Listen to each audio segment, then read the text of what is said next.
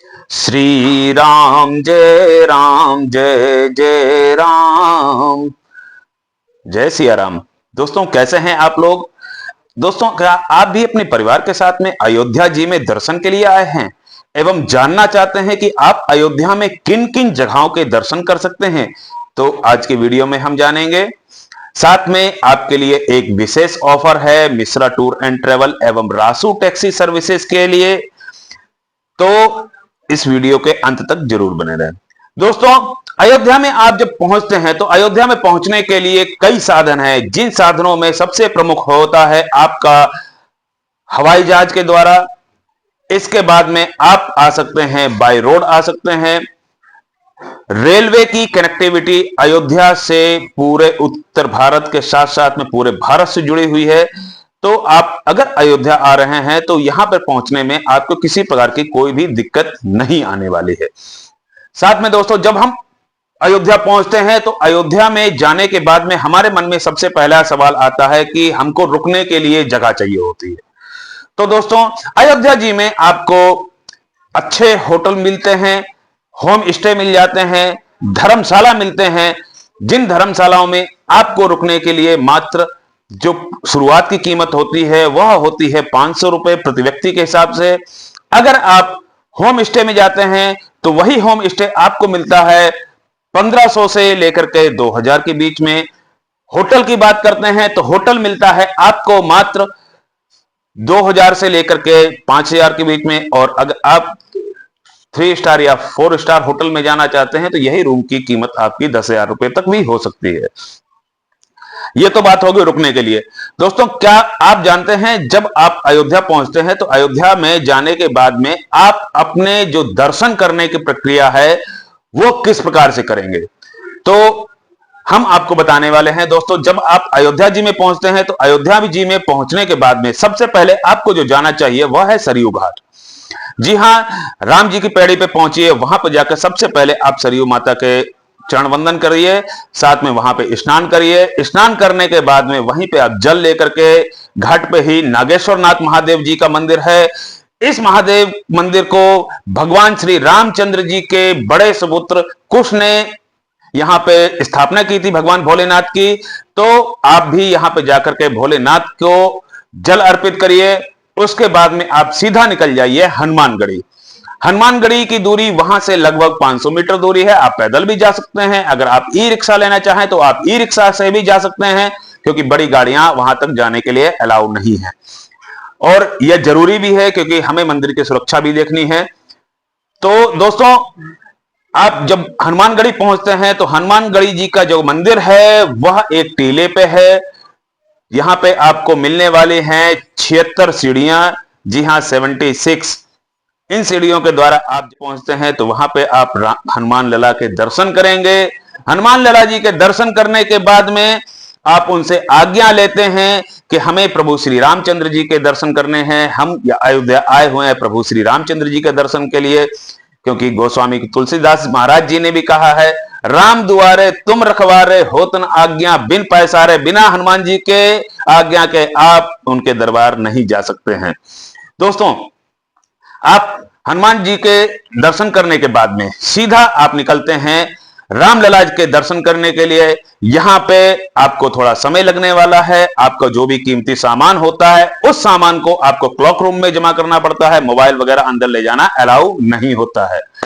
हां, अगर आप चाहें तो आपके साथ में बुजुर्ग लोग हैं तो यहां पे आप अपने पहले से ही अयोध्या की आधिकारिक वेबसाइट से अपने लिए दर्शन के लिए टिकट बुक कर सकते हैं एवं उसमें आपको सुगम दर्शन का पास मिल जाता है, जिससे कि आपके दर्शन थोड़ा सा जल्दी हो जाते हैं। किंतु आप अगर नॉर्मल तरीके से भी दर्शन करते हैं तब भी आपके प्रभु जी के दर्शन इतने प्यारे होने वाले हैं कि आप अपने जीवन में इस दर्शन को नहीं भूल पाएंगे। रामलला के दर्शन कर लिए। रामलला के दर्शन करने के बाद में आप वापस आइए। वापस आने के बाद में आप सीधा पहुंच जाएंगे दशरथ महल, जहां पे हमारे रामलला का बचपन बीता। उस आंगन को आप देखेंगे। दशरथ महल पहुंचने के बाद में आप सीधा निकल जाएंगे, दशरथ महल के पीछे ही बना हुआ है आपका कनक भवन। कनक भवन वह भवन है जिसको माता कैकेयी ने सीता मैया को उनके शादी के उपहार स्वरूप में यह भवन दिया था। कनक भवन, कनक से मतलब आप समझ गए होंगे सोने का भवन। जी हां, एक समय में यह सोने का भवन ही था। तो कनक भवन के आप दर्शन करिए एवं साथ में आप निकल जाइए वहां से गुप्तार घाट। गुप्तार घाट के दर्शन करिए। गुप्तार घाट वह स्थान है जहां पर प्रभु श्री रामचंद्र जी ने भरत जी, लक्ष्मण जी एवं शत्रुघ्न जी के साथ में जल समाधि ली थी, जब इस त्रेता युग को वो त्याग करके गए थे। अब बात करते हैं अगले कुछ दर्शन के बारे में, जो कि अयोध्या में आने के बाद में वो प्रमुख भी हैं। हम पहुंचेंगे भरत कुंड। भरत कुंड वह स्थान है जहां पे भरत जी ने 14 वर्ष तक अयोध्या का राजकाज किया था। प्रभु श्री रामचंद्र जी को खड़ाओं को वो अपने सिर पर लेकर आए थे और वहां पे अयोध्या के राजगद्दी पे उस खड़ाओं को रखा था। रखने के बाद में 14 वर्ष तक भरत जी भी अयोध्या से दूर रह करके ही उन्होंने पूरा राजकाज चलाया था। भरत कुंड वही स्थान है। जी हां, भरत कुंड वही स्थान है जहां पे भरत जी ने चिता सजा ली थी। कहा आज अगर भैया हमारे 14 वर्ष पूर्ण होने के बाद में नहीं आते हैं तो मैं इस चिता पर बैठ करके अपने को अग्नि में समाहित कर दूंगा। किंतु वहीं पे हनुमान जी आते हैं। हनुमान जी आकर के भरत जी को यह सूचना देते हैं कि प्रभु श्री रामचंद्र जी आ रहे हैं, आपको ऐसा करने की आवश्यकता नहीं है। तो जहां पे हनुमान जी मिलते आके हैं भरत जी को, वह स्थान भी हमको भरत कुंड में ही देखने को मिलता है। साथ में बगल में नंदीग्राम है। नंदीग्राम के भी आप दर्शन करेंगे। इतना करने में आपको शाम हो जाने वाली है। तो दोस्तों, शाम होने से पहले आप वहां से गाड़ी लेकर के सीधा निकल जाइए मणि पर्वत। मणि पर्वत जहां पे आपको प्रभु श्री रामचंद्र जी के पदचिन्ह आज भी देखने को मिलेंगे। मणि पर्वत का दर्शन करने के बाद में आप सीधा निकल जाइए सूर्यकुंड। सूर्यकुंड के दर्शन करिए। सूर्यकुंड के दर्शन करने के बाद में आप सीधा पहुंचेंगे दोबारा से सरयू घाट पे। दोस्तों, सरयू घाट से ही आपकी यात्रा प्रारंभ होने वाली है और सरयू घाट पे जाके ही आप इस यात्रा का समापन भी करेंगे जाके। दोस्तों, जब सरयू घाट पहुंचते हैं, शाम हो चुकी होती है। सरयू घाट को शाम को सरयू घाट की आरती का आनंद लेना ना भूलें। आरती समाप्त हो जाने के बाद में आपको वहीं पे ही घाट पे राम जी की पैड़ी पे लेजर शो का आनंद लेने को मिलेगा, जिसमें प्रभु श्री रामचंद्र जी का पूरे जीवन का चित्रण या फिर कहें रामायण का पूरा चित्रण लेजर शो के द्वारा दिखाया जाता है। आपकी अयोध्या की यात्रा रहने वाली है। दोस्तों, अगर आप अयोध्या आ रहे हैं एवं अयोध्या से अब आप जाना चाहते हैं प्रयागराज, तो अयोध्या से प्रयागराज पहुंचिए। प्रयागराज में जो आप दर्शन करेंगे, संगम घाट के दर्शन करेंगे, वहां पे स्नान करेंगे, साथ में लेटे हुए हनुमान जी के दर्शन करेंगे। हनुमान जी के दर्शन कर लिए, वहीं पे ही आप जाएंगे आलोपी देवी मंदिर के दर्शन करेंगे। शक्तिपीठ है, शक्तिपीठ के दर्शन करने के बाद में आप लोग अब पहुंचेंगे सीधा बनारस की तरफ। जब बनारस की तरफ हम निकलते हैं तो सर हमारे साथ में बीच में पड़ने वाली विंध्यवासिनी देवी मैया का मंदिर पड़ता है। अगर आप विंध्याचल देवी भी जाना चाहते हैं तो विंध्याचल देवी जा सकते हैं। 108 शक्तिपीठों में से एक शक्तिपीठ है और मां विंध्याचल देवी के दर्शन करना भी जरूरी होता है। आप विंध्याचल जा सकते हैं। विंध्याचल जाने के बाद में आप पहुंचिए सीधा वाराणसी, भगवान भोलेनाथ की नगरी। भगवान भोलेनाथ की नगरी में जैसे पहुंचते हैं, कहते हैं मोक्ष की नगरी है हमारी काशी। जी हां, काशी में आने के बाद में हर प्राणी को मोक्ष मिल जाता है। तो आप भी आइए, 12 ज्योतिर्लिंगों में से एक ज्योतिर्लिंग काशी विश्वनाथ जी के दर्शन करिए। काशी विश्वनाथ जी के दर्शन करने से पहले आपको काल भैरव जी के दर्शन करना अनिवार्य है। काल भैरव जी से आप सीधा सीधा जो है आज्ञा लीजिए। जैसे हनुमानगढ़ी में हमने हनुमान जी से आज्ञा ली थी रामचंद्र जी से मिलने के लिए, वैसे ही काशी विश्वनाथ जी में भोलेनाथ के दर्शन करने से पहले आपको काल भैरव जी से आज्ञा लेनी है, क्योंकि काशी के कोतवाल बोले गए हैं काल भैरव जी, और कोतवाल जी से बिना मिले हुए आप दर्शन नहीं कर सकते हैं। जाइए आप वहां पे भगवान भोलेनाथ के दर्शन करिए। काशी के जो सबसे प्रसिद्ध हैं, देखने लायक चीजें हैं, तो काशी के घाट हैं। मणिकर्ण का घाट है, जिसमें से एक प्रमुख घाट है गौ घाट है, 80 घाट है। इसके अलावा कई घाट हैं, हरिश्चंद्र घाट है। तो इन घाटों पे जाकर के भी आप दर्शन करेंगे। साथ में आप यहां पे देखने वाले हैं मां अन्नपूर्णा का मंदिर। भारत माता का मंदिर, दुर्गा मंदिर, बीएचयू कैंपस में काशी विश्वनाथ जी का मंदिर, और इसके अलावा अगर आप इस यात्रा में जोड़ना चाहते हैं चित्रकूट के दर्शन, अगले दिन चित्रकूट निकलिए। चित्रकूट में जाकर अगले 2 दिन की यात्रा आपकी चित्रकूट में रहने वाली है। चित्रकूट में दर्शन करने के बाद में अगर आप साथ में करना चाहते हैं नैमिषारण्य के दर्शन, नैमिषारण्य के बारे में जैसे कि हम आपको बता दें कि पृथ्वी पे सबसे पवित्र भूमि में से नैमिषारण्य सबसे प्रथम पे आता है। यहां पे मिलते हैं, देखने को मिलता है आपको चक्र तीर्थ का दर्शन करने मिलते हैं।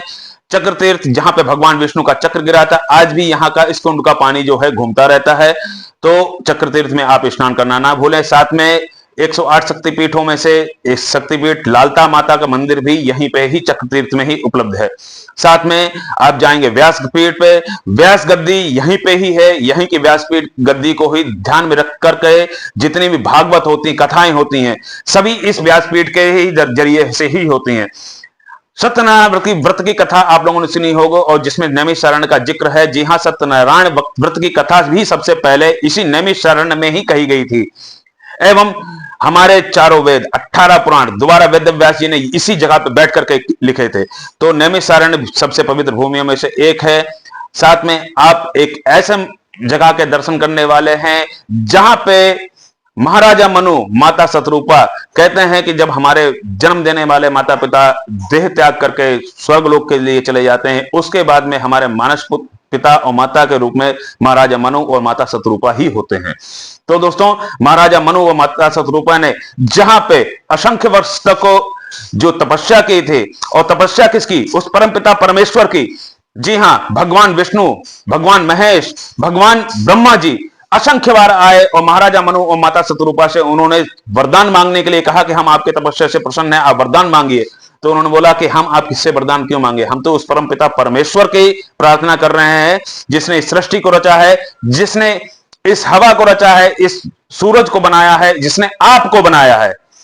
मुझे उस परम पिता परमेश्वर के ही दर्शन करने हैं। तब भगवान श्री रामचंद्र जी अयोध्या में पैदा होने से पहले परमपिता परमेश्वर जी ने भगवान श्री रामचंद्र जी का रूप धारण करके वहां पे महाराजा मनु और माता शतरूपा को दर्शन दिए थे। जी हां, इस जगह के दर्शन करना भी आपके लिए बहुत जरूरी है, क्योंकि अगर आप धार्मिक यात्रा के लिए जा रहे हैं तो ऐसी जगहों पे जाना आपके लिए अच्छा रहेगा। दोस्तों, अब हम बात कर लेते हैं नैमिषारण्य के एक ऐसे मंदिर की जो सबसे दिव्य मंदिर रहने वाला है। जी हां, दिव्य मंदिर इसलिए मैं बोल रहा हूं, भोलेनाथ का ऐसा मंदिर जो कि आपने अपने जीवन में नहीं देखा होगा। दोस्तों, इस मंदिर का नाम है रुद्राव्रत। रुद्राव्रत में जहां पे गोमती माता बहती है, गोमती नदी बह रही है और उस नदी के जल धारा के नीचे आपका शिवलिंग है।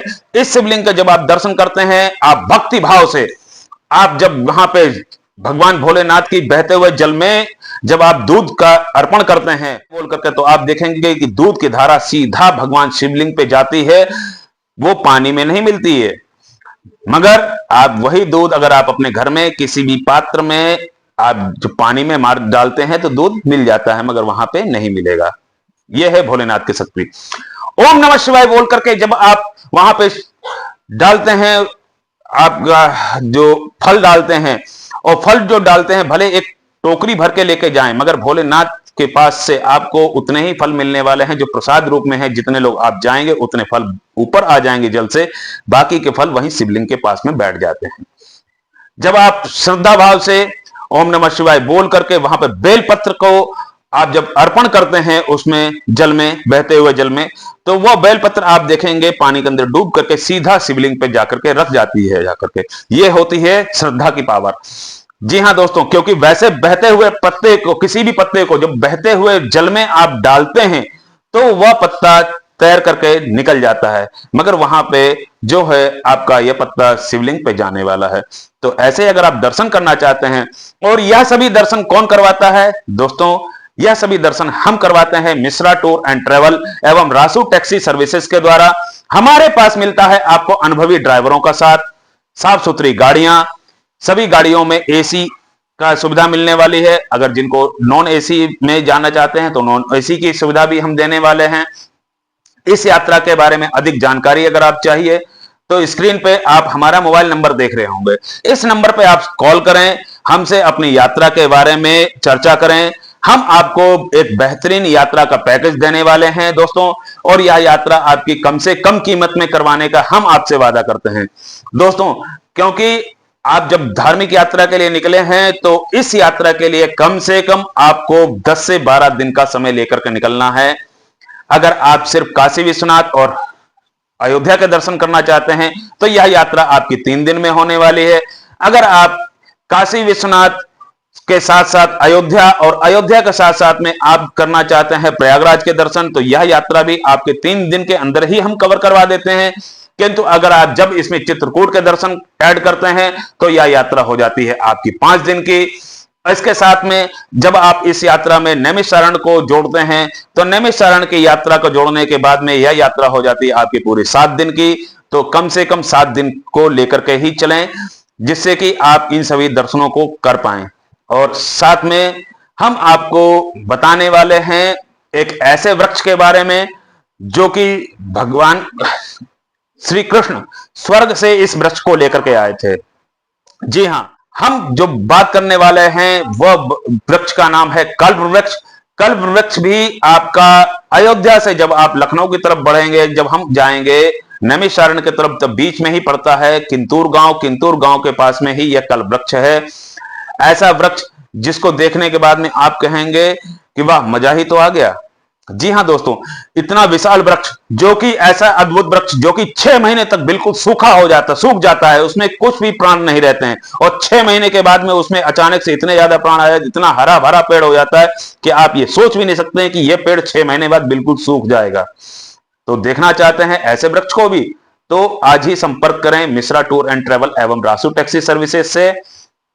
और जिन भाइयों ने हमारे वीडियो को यहां तक देखा है, अगर आपको वीडियो अच्छा लग रहा है तो वीडियो को लाइक जरूर करें, सब्सक्राइब करें चैनल को, और अपने दोस्तों को यह वीडियो जरूर भेजें।